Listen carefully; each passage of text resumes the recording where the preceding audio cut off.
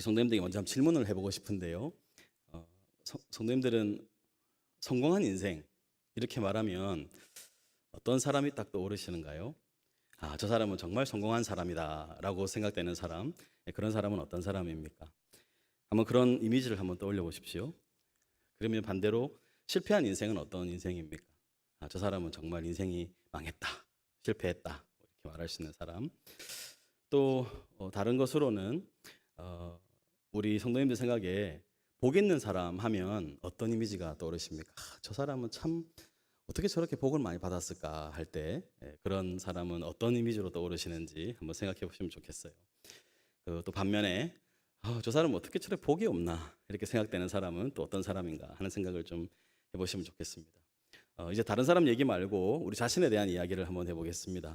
우리 성도님들은 그래 나는 참 성공한 인생이야, 혹은 나는 참 복이 많은 사람이야 이렇게 스스로를 생각하시는지, 아니면 좀 그 반대인지, 아니면 요즘에는 뭐 그냥 아무 생각이 없다 이렇게 사시는지, 그냥 막 그저 그런 인생 같다 이렇게 생각하시는지 한번 자기 자신에게 스스로 좀 생각해보는 그런 시간이 되면 좋겠어요.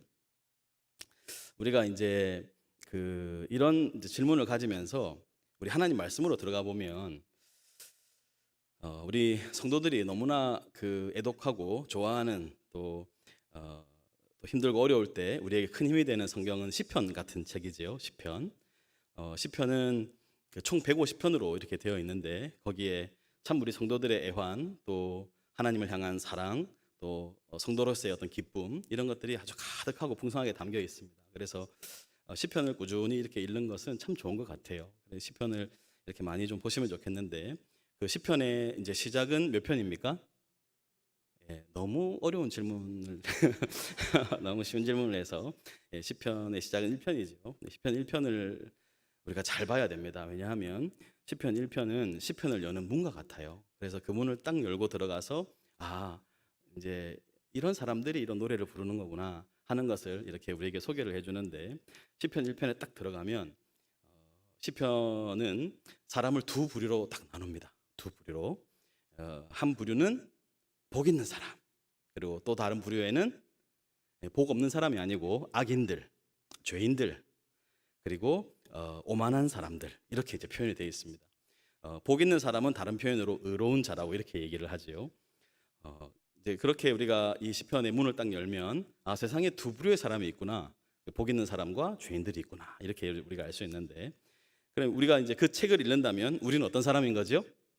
네, 우리는 복 있는 사람인 겁니다. 우리가 그런 어떤 이해를 가지면서 말씀을 읽어갈 때 악인들이 왜 이제 그런 말을 하는가 하면, 그 사람들의 삶이요 우리를 계속 유혹을 하는데, 그 사람들이 사는 방식을 이렇게 얘기해. 그 사람들, 악인들은 꾀를 부린다 이렇게 돼 있죠. 그들 꾀로 살고, 그 다음에 그들이 가는 길이 있고, 그 다음 그들이 앉는 자리가 있어요.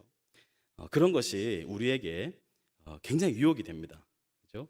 복 있는 사람은 악인들의 꾀를 따르지 않고, 죄인들의 길에 서지 않고, 오만한 자들의 자리에 앉지 않는다 이렇게 되어 있는데, 왜 그렇게 말을 하는가 하면 거기에 길과 자리가, 그들의 꾀가 좋아 보이는 거예요. 그렇게 사는 게 복이 아닐까라고 사람들이 생각할 수 있기 때문에 시편 1편은 정확하게 구분을 하라고 그렇게 얘기를 하는 것입니다. 다른 말로 하면 뭐겠습니까? 인생을 살아가는 어떤 방식, 기준, 원칙, 또 삶의 양태, 이런 것들이 정답 같아 보이는 거예요. 그들의 삶이. 실제로 그렇지 않으십니까? 이렇게 제가 질문을 바꿔서 말씀을 드려볼게요. 나는 요즘에 뭐가 그렇게 부럽습니까? 최근에 어떤 좀 시기심이나 질투 이런 걸 느끼셨다면 무엇 때문에 느끼셨나요? 어떤 부분에서? 또 지금 우리의 어떤 마음에 일어나는 욕심, 어떤 것에 욕심이 나시는가? 다른 말로 하면 우리가 제일 중요하게 여기는 것이 시간과 돈이거든요. 그러니까 나는 무엇에 나의 많은 시간과 돈을 쓰고 있는가? 이렇게 질문을 해보면, 나는 그들이 가는 그 길, 삶의 꾀는 생각이잖아요. 그들이 사는 생각, 그 다음에 그 길, 방식, 그 자리, 이런 것을 사모하는 사람인지 그렇지 않은지가 드러나는 거예요. 자, 이렇게 이제 기준을 놓고 보니까 우리는 어떻습니까? 우리는 정말 그 복 있는 사람이 가는 길을 가고 있는 것 같으십니까? 아니면 좀 이렇게 그들의 꾀나 자리나 어떤 길이나 이런 것을 좀 사모하고 있는 것 같으십니까? 이런 생각들을 왜 우리가 자꾸 해야 되는가 하면, 그렇지 않으면 우리 자꾸 휩쓸려 가거든요. 왜냐하면 이 세상의 이 시대 정신이라는 것은 너무너무나 무섭고 마치 공기와 같아가지고 우리가 알고 모르는 사이에 마십니다. 그러니까 저렇게 살아야지, 그래 저렇게 살아야 돼, 그래 저렇게 살아야 되는데 내 왜 저렇게 나는 못 살고 있나, 이렇게 이제 우리가 돼버리니까 그런 것들을 우리가 늘 유념하고, 그리고 우리가 이제 말씀을 듣는 자리에 와서 그런 생각들을 바꿔야 하는 것이죠. 복 있는 사람의 기준은 딱 하나입니다. 그들이 생각하는 방식이나 그들이 가는 길이나 그들이 앉은 자리나 이런 것과 대비해서 딱 하나, 유일한 대안. 복 있는 사람은 어떻게 살을까요? 예, 그렇죠. 우리가 그 말씀을 한번 시편 1편 2절을 같이 한번 읽어보도록 하겠습니다. 오직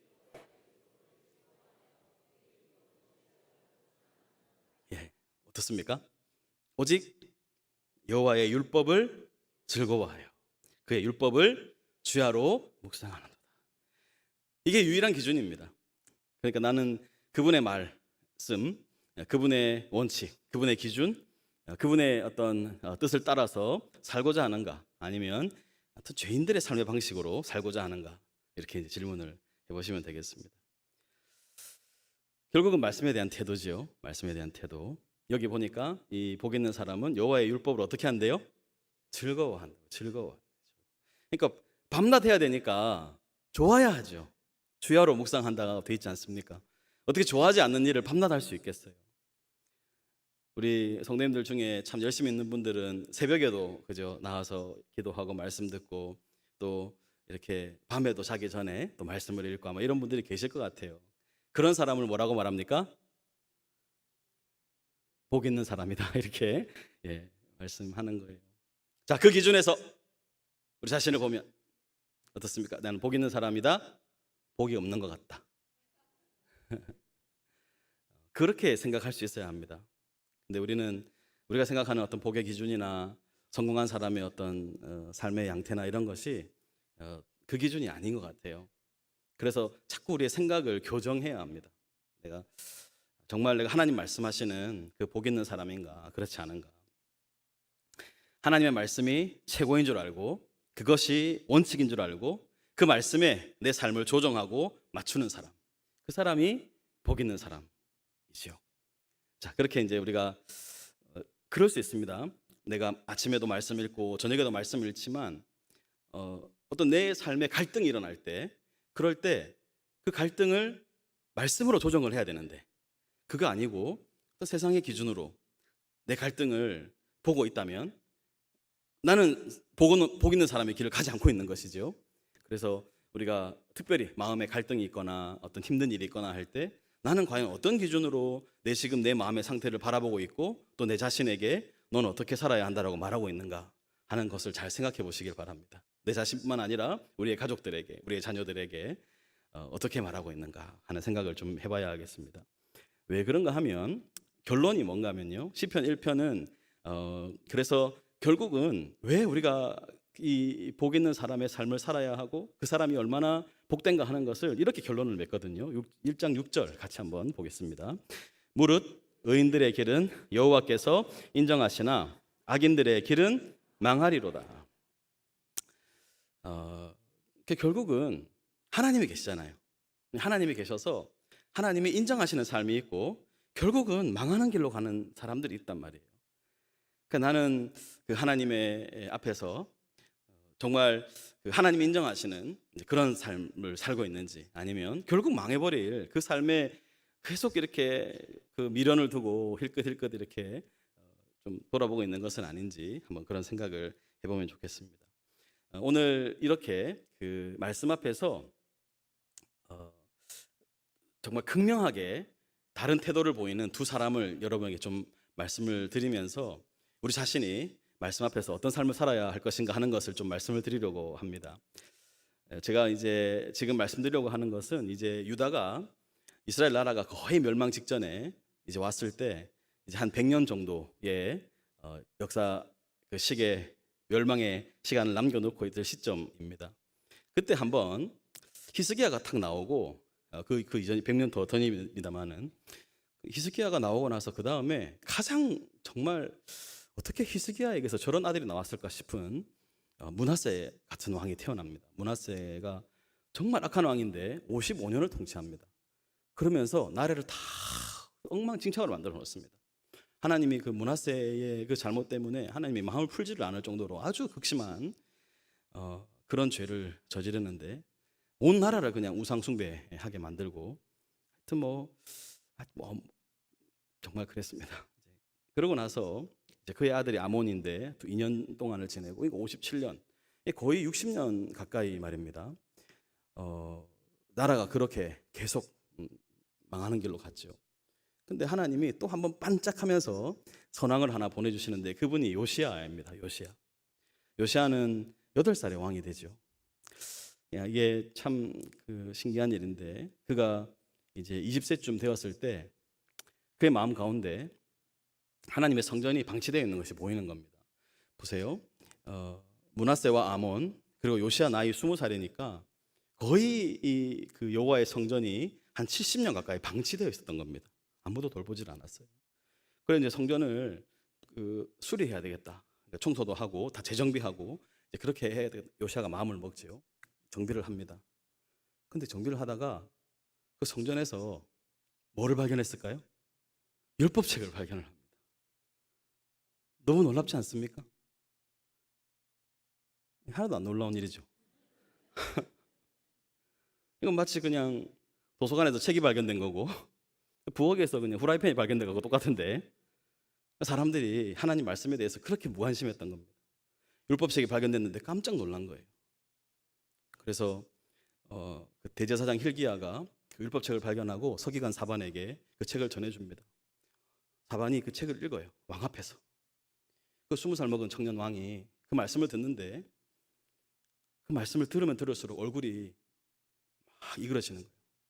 우리가 이렇게 하나님 말씀을 거역하고 살았구나. 아마 그 책은 신명기였을 거라고 생각하는데 그 말씀을 듣고 이제 이렇게 반응을 합니다. 우리 22장 8절부터 다시 한번 보여주세요. 열왕기하 22장 8절 같이 읽어보겠습니다. 대제사장 hil기야가 서기관 사반에게 이르되 내가 여호와의 성전에서 율법책을 발견하였노라 하고 hil기야가 그 책을 사반에게 주니 사반이 읽으니라. 그리고 22장 11절에 이렇게 반응합니다. 왕이 율법책의 말을 듣자 곧 그의 옷을 찢으니라. 굉장히 상징적인 행동이죠. 옷을 찢었다는 건 그 말씀 앞에 통회하고 자복하고 회개한다는 뜻일 겁니다. 그렇게 하나님 말씀에 반응했죠.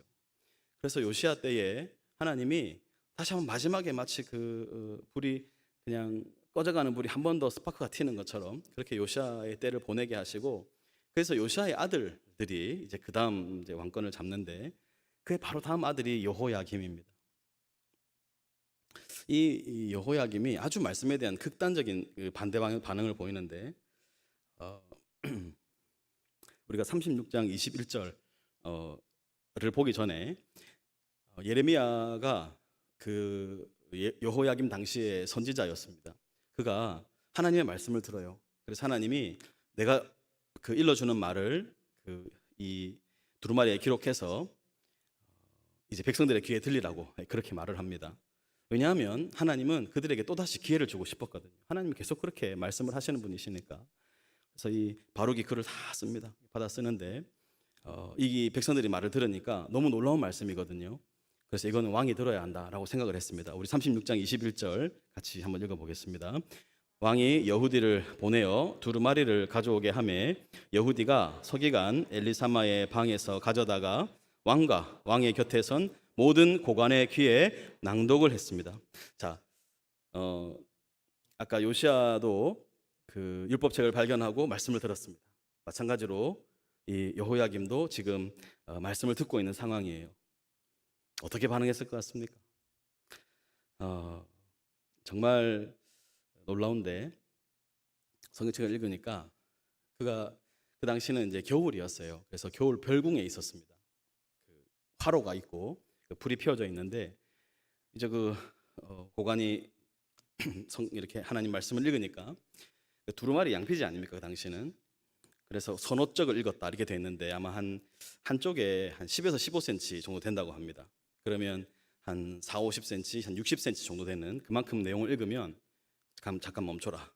그렇게 하더니 가서 이렇게 칼을 하나 싹 가져오는 거예요. 그러고서 율법책을 확 찢습니다. 그리고 그 찢어진 책을 불에 태웁니다. 그리고 또 다음 읽어라. 또 읽습니다. 선어적을 읽으면 서라. 확 찢어버리는 거예요. 그렇게 해서 모든 율법을 다 태워버립니다. 그 부분을 우리 한번 읽어보죠. 30장 22절부터 보겠습니다. 그때는 아홉째 달이라. 왕이 겨울 궁전에 앉았고 그 앞에는 불 피운 화로가 있더라. 여후디가 선어적을 낭독하면 왕이 면도칼로 그것을 연하여 베어 화로 불에 던져서 두루마리를 모두 태웠더라. 왕과 그의 신하들이 이 모든 말을 듣고도 두려워하거나 자기들의 옷을 찢지 아니하였고. 아까 요시야와는 완전 정반대 행동을 하지요. 사람들이 그 하나님 말씀을 듣기 싫으면 사실 이 여호야김처럼 행동하진 않습니다. 그냥 근데 말씀이 들려오면 그냥 외면을 하지요. 그리고 내가 듣기에 좋고 내 마음과 일치하는 말씀이면 아멘 합니다. 그렇지만 내가 듣기에 불편하고 지금 내 마음이 용납하지 않는 말씀이 들어오면 이렇게 구체적으로 말씀을 찢어버리는 행동을 하지 않는다 해도 어떻게 합니까? 그냥 마치 못 들은 것처럼, 그냥 그런 말씀은 나와 상관이 없는 것처럼 그렇게 말씀을 없애버리죠. 이것이 우리 안에서 오늘도 일어나고 있는 일 아니겠습니까? 근데 꼭 기억해야 될 게 있습니다. 왜냐하면 우리는 우리 자신 스스로 그렇게 말씀을 태워버리고 찢어버리고 할 수 있을지 몰라도 우리 36장 32절 말씀 같이 한 목소리로 읽어보겠습니다. 이에 예레미야가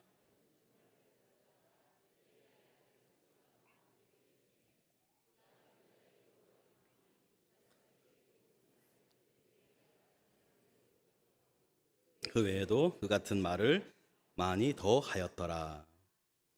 어떻게 됩니까? 다시 말씀은 기록이 되고 오히려 그 같은 말을 더 많이 기록이 됩니다. 다른 말로 하면 말씀은 사라지지 않는다는 것입니다. 요시야는 말씀 아래에 있었습니다. 근데 여호야김은 어떻습니까? 말씀 위에 있습니다. 자기가 말씀을 판단하고 찢고 불태우죠. 그렇게 할 수 있다고 생각하는 겁니다. 하나 더 재밌는 일은 요시야는 성전에서 율법책을 발견하고 말씀을 듣습니다. 성전은 하나님이 계신 곳이죠. 근데 이 여호야김은 어디서 말씀을 들었습니까? 자신의 별궁에서 말씀을 들었습니다. 자기가 왕이 되어 있는 곳, 자기가 중심이 되어 있는 곳. 지금 우리가 하나님 말씀 앞에서 내 자신이 말씀 아래에 있는지 아니면 말씀 위에 있는지 한번 생각해 보는 그런 시간이 되면 좋겠습니다. 우리는 말씀 앞에서 어떻게 반응하고 계십니까? 하나님 말씀이면 아멘하고 내 뜻과 내 생각과 다르더라도 하나님 저는 그 길을 가야 하는 줄로 알겠습니다. 잘 안 되지요. 그렇지만 그렇게 하나님 말씀을 수납하시는지, 그렇지 않으면 하나님 내가 뭐 예수도 아니고 뭐 어떻게 이렇게 다 삽니까? 그러면서 이렇게 꼭 얘기해요. 목사님도 그렇게 안 사는 것 같은데, 장로님도 그렇게 안 사는 것 같은데. 하나님 앞에서 우리는 홀로 섭니다. 목사님 손잡고 서지 않아요. 목사님은 목사님대로, 장로님은 장로님대로, 권사님은 권사님대로, 나는 나대로 그렇게 심판을 받을 것입니다. 하나님 앞에 우리는 서야 할 것입니다.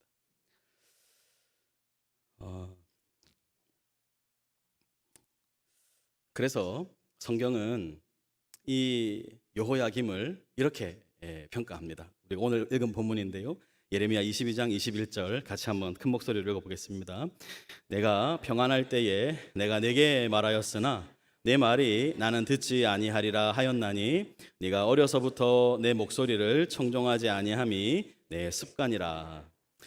이 부분은 꼭 여호야김 한 사람만을 향해서 하신 말씀이라고는 할 수 없는데 전 문맥상은 여호야김이 제일 가깝기 때문에 여호야김의 말씀으로 이렇게 우리가 듣는다면 하나님이 언제부터 말씀했습니까? 평안할 때에, 내가 평안할 때에 내가 내게 말했으나 내 말이 뭐라 그래요? 나는 듣지 않으리라. 혹시 우리도 말씀이 이렇게 오는데 나는 듣지 않을, 하나님 나는 그 말을 못 듣겠습니다. 그렇게 하는 모습을 좀 이렇게 생각을 해보면서 뭐라 그래요? 네가 어려서부터 내 목소리를 청종하지 않는 것이 내 습관이다. 정말 무서운 말씀이죠. 하나님이 언제부터 그를 보았습니까? 어렸을 때부터 계속 보한 거예요. 물론 이 어렸을 때라는 표현은 이스라엘 백성의 그 출애굽 초기부터 말하는 것입니다. 역사적으로 보면. 근데 여호야김 한 사람으로 보면 어려서부터 말씀을 치지도 안 듣던 그런 사람인 것이죠. 그렇습니다. 하나님이 우리의 삶을 이렇게 주도 면밀하게 살펴보시고 말씀에 대한 어떤 태도를 가지고 있는가. 그래서 우리가 자녀들을 이렇게 볼 때도 우리 자녀들이 하나님 말씀에 어떤 태도를 가지고 있는가를 유심히 보셔야 합니다. 우리는 자녀들의 성적표는 굉장히 유심히 보죠. 이제 뭐 훌쩍 다 커버린 그 자녀들을 가지신 분들은 우리 아들의 월급 봉투에 얼마가 찍히나, 물론 우리가 지금 요즘에 월급 봉투를 받지 않기 때문에 계좌에 얼마가 들어오나, 용돈을 얼마를 주나, 물론 그거 중요합니다. 중요한데 그것보다 더 우리의 자녀들은 지금 하나님 말씀 앞에 어떤 태도를 가지고 있는가 하는 것을 우리가 정말 예의주시해서 이렇게 볼 수 있어야 하겠습니다. 그래서 그 인생의 결국은 어떻게 되는가를 한번 보시면 22절을 같이 한번 보세요. 보시면 내 목자들은 다 바람에 삼켜질 것이요 너를 사랑하는 자들은 사로잡혀 가리니 그때에 내가 반드시 너의 모든 악 때문에 수치와 욕을 당하리라. 우리는 그게 진짜 길인 줄 알았는데 결국 인간에게 그것은 수치와 욕을 주는 그런 일이다. 이렇게 말씀을 하고, 그래서 그 인생이 이렇게 결국 끝이 납니다. 우리 22장 18절 한번 보시면요. 그러므로 여호와께서 유다의 왕 요시아의 아들 여호야김에 대하여 이와 같이 말씀하시니라. 무리가 그를 위하여 슬프다 내 형제여 슬프다 내 자매여 하며 통곡하지 아니할 것이고 그를 위하여 슬프다 주여 슬프다 그 영광이여 하며 통곡하지도 아니할 것이라. 그가 끌려 19절 그가 끌려 예루살렘 문 밖에 던져지고 나귀같이 매장함을 당하리라. 그의 말년이 얼마나 비참할 것인가 하는 것을 알려주는 것이지요. 아무도 그를 슬퍼하지 않고 그의 시신은 마치 성 밖에 버려져서 짐승같이 그렇게 취급을 받을 것이다. 이렇게 평가를 받습니다. 이게 하나님 말씀의 결국이지요. 우리 시편 1편 다시 한번 돌아가서 그 4절을 보니까 이렇게 말씀합니다. 같이 한번 읽겠습니다. 악인들은 그렇지 아니하며 오직 바람에 나는 겨와 같도다. 그의 삶의 결국이 어떻습니까? 그의 생각, 그들이 가는 길, 그들의 자리가 너무 부러워 보였어요. 근데 지금 하나님 말씀에 판단하면 그 길이 뭐라 그러는 거예요? 바람에 나는 겨와 같은 삶이다. 너무 가볍게 날리는 삶이다. 이렇게 말씀을 하시는 거죠. 겨가 무슨 의미가 있습니까? 툭 틀면 날아가는 그런 인생인데요.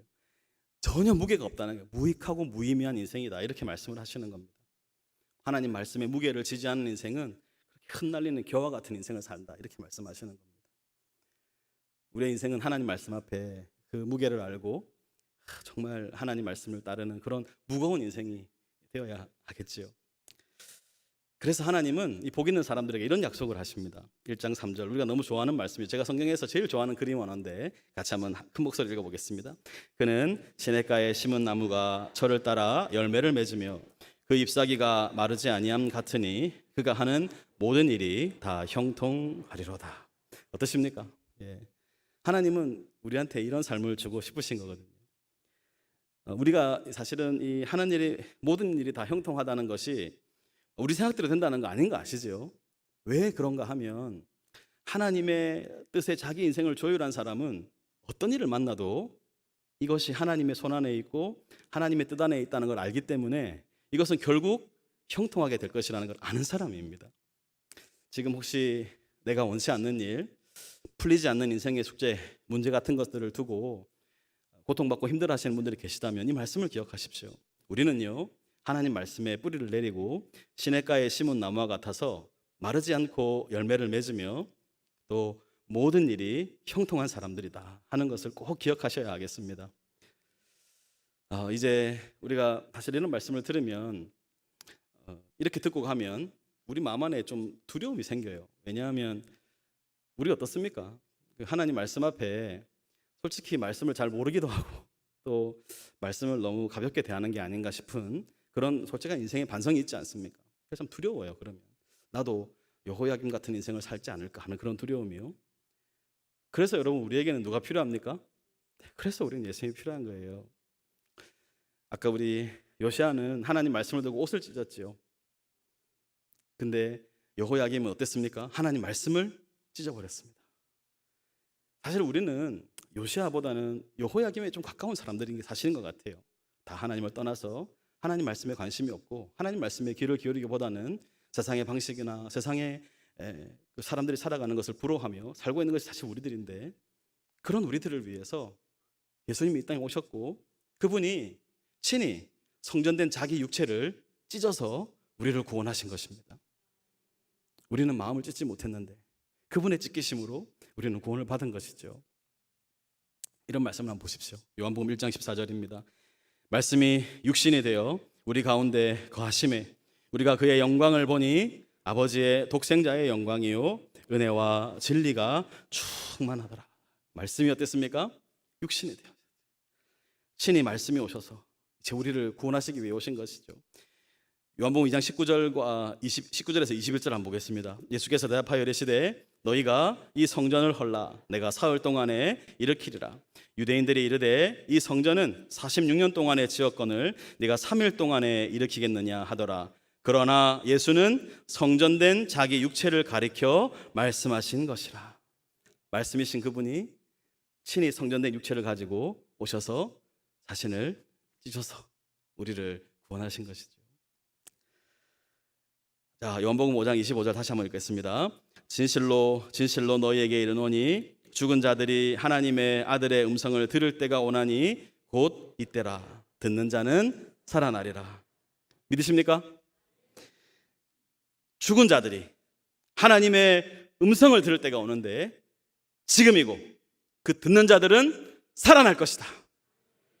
우리가 하나님 말씀 앞에 서서 이 말씀을 들으면 살아나는 것이에요. 그렇게 우리는 산자들이 됐습니다.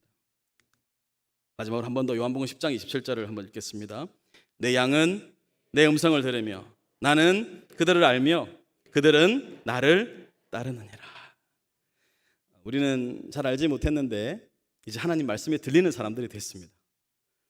하나님 말씀을 소홀히 할 수 없는 사람들이 됐습니다.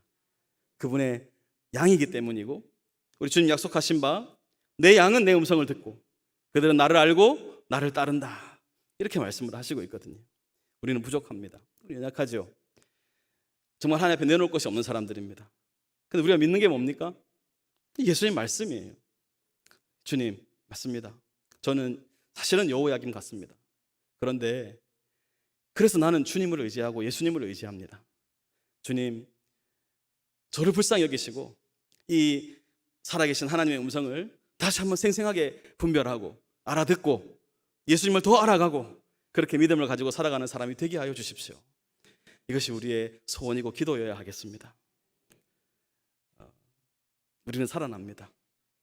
우리의 결국은 예수께서 약속하신 것처럼 될 것입니다.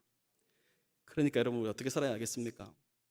혹시 지금도 그냥 말씀을 외면하고 찢어버리고 그렇게 혹시 내 안에서 그런 일이 일어나고 있다면 다시 말씀으로 돌아가십시다. 그래서 그 말씀 앞에서 내 삶을 정확하게 돌아보고 내가 누군가, 내 인생이 지금 어디를 향해 가고 있는가, 내 인생이 얼마나 복된가, 하나님 안에서 내가 결국은 어떻게 될 것인가 하는 생각들을 하면서 그 영광을 바라고 즐거워하면서 오직 여호와의 율법을 즐거워하여 그 율법을 주야로 묵상하는 하나님의 백성들이 되시기를 예수님의 이름으로 축원합니다.